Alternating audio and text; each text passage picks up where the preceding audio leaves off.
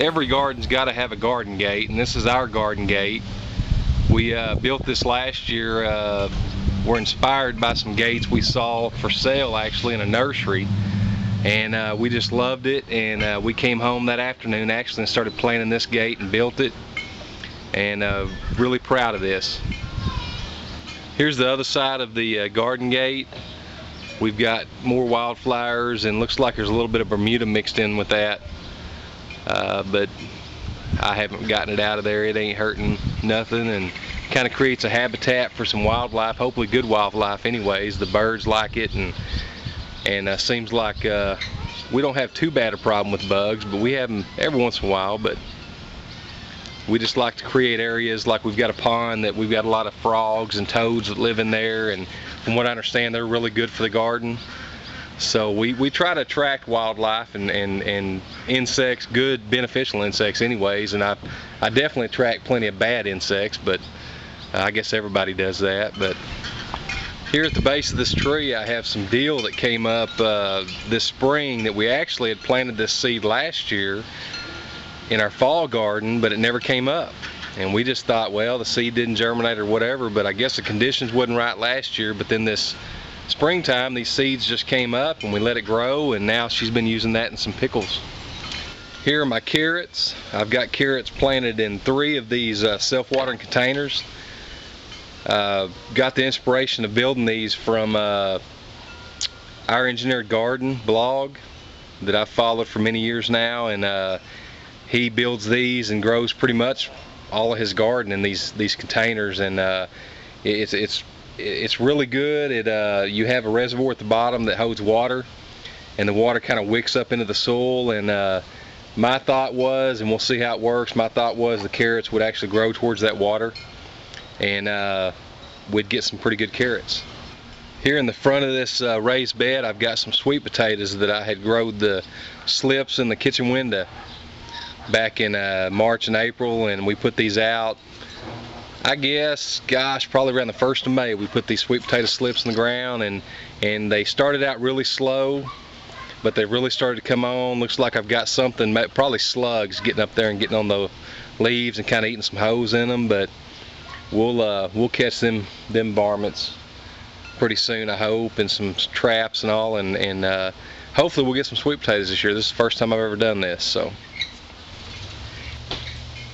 here in the back raised bed around the greenhouse I've got some tomatoes that they came up volunteer. I didn't plant those tomatoes there. I actually had planted strawberries in that bed, and we started noticing all these tomatoes coming up, and I thought, well, I hate to kill a tomato plant like I said earlier, and so we dug all the strawberries back out of there, and I actually planted them in another part of the garden, and we let them grow, and now they're 6 feet tall, and look like they kind of dried out a little bit, and some of the undergrowth is kind of starting to die back a little bit. But as you can see in the picture, I hope you can see it, in the middle there we've got a pretty good cluster of ripe tomatoes we're going to be picking here in a few minutes, and towards the back of it as well we've got some tomatoes that we're going to be picking. So here in front of our greenhouse door we've got some stacked pots that we had made last year. That we had taken a trip out to Marshall, Texas, and Jefferson, Texas, and kind of toured that area out in East Texas, and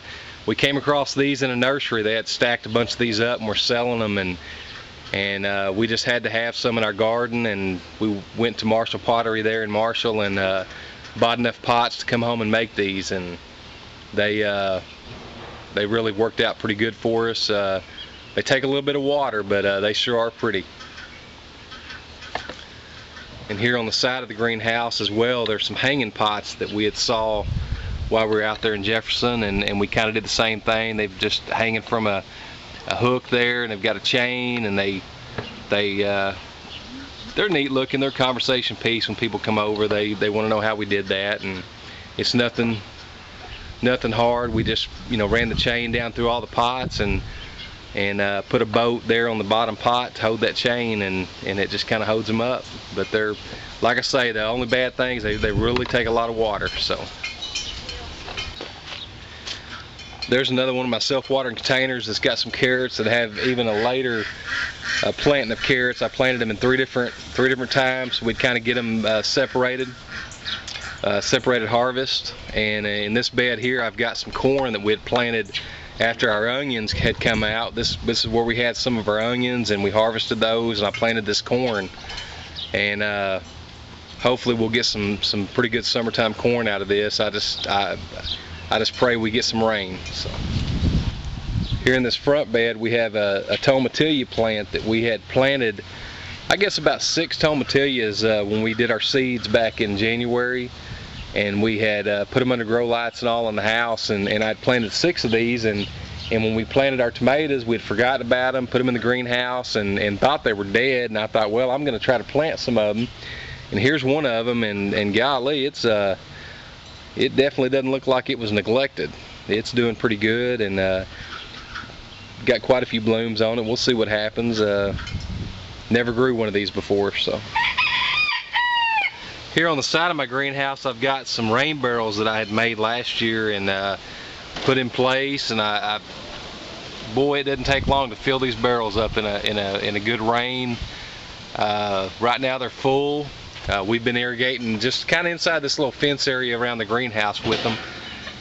Hopefully in the future I can put more of these around the house, up at our house, and around my woodshed, and our little barn over there, and see if I can catch even more water. But you can kind of see I go up, and I've got just it's kind of a homemade gutter system. I didn't spend a lot of money on that, but I just kind of took a 3-inch PVC pipe and cut it in half, and I've got it just goes down, feeds down into that barrel.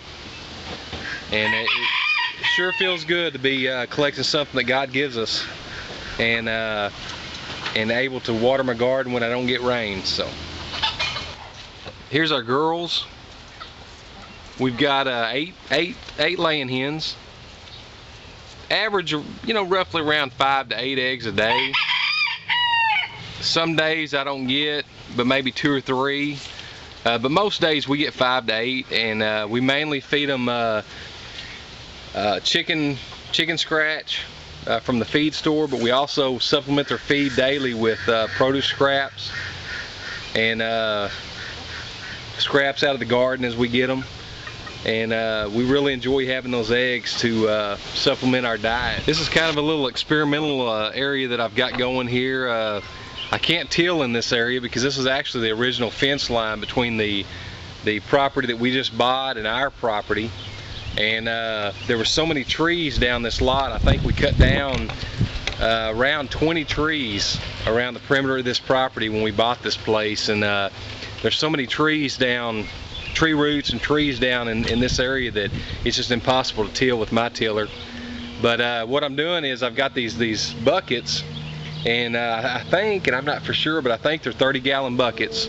It's what they grow trees in, or put trees in and transport them to a home site or whatever.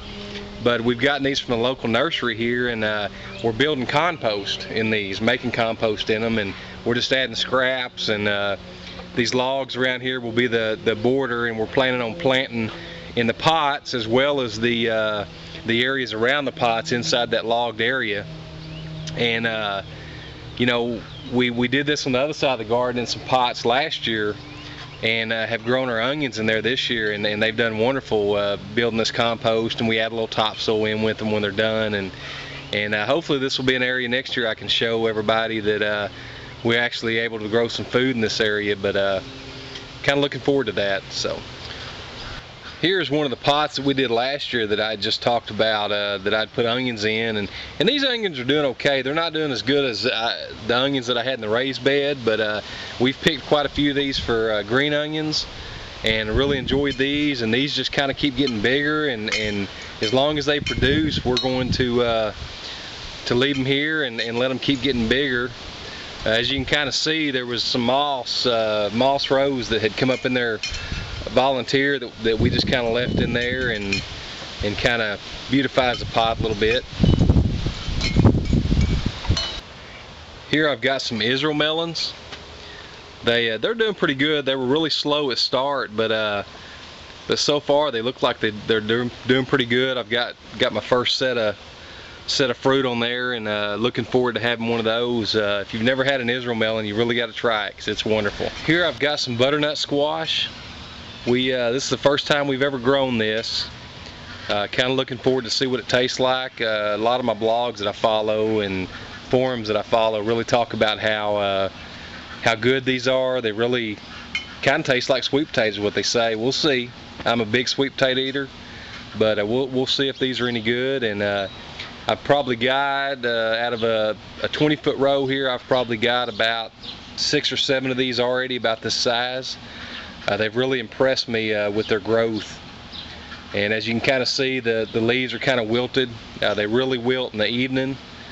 But you know, come dark, they really kind of perk back up. So I've been told this is normal in Texas, but some of y'all may give me some feedback and tell me this isn't. But we'll see. Well, this is our crooked plum. This is where we got our name for our farm.